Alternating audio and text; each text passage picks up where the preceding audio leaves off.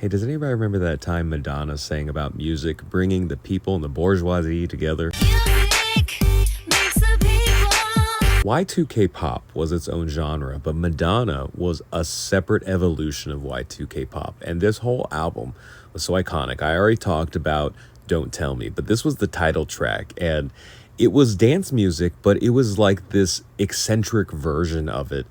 And even though I normally don't talk about spoken intros, I feel like with this song, there's an exception. This spoken intro is just as part of the song as any music. Hey, Mr. DJ, put a record on. And then the musical intro starts, and there's the beat and the really catchy synth parts and stuff. But I think most people remembered like the pitched vocals from what I assume is Madonna at the beginning.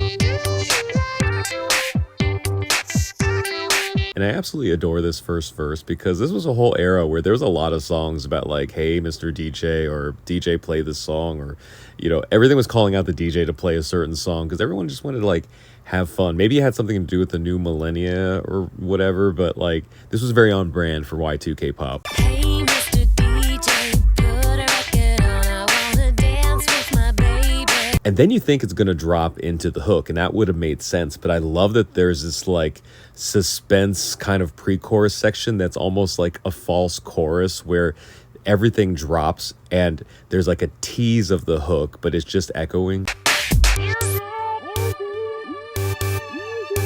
And then, of course, you get the satisfaction of the actual hook, the actual chorus dropping in. And it's like one of the catchiest melodies that we had ever heard at that point. And, of course, it's got that great groove. Music makes the people come together. And it wouldn't be a song about enjoying music and dancing without giving you a dance break. And the whole end of the song is basically a long dance break. And it still remains that, like, elevated, like, eccentric dance music, but it borrows a little bit of like a pop West Coast hip hop vibe.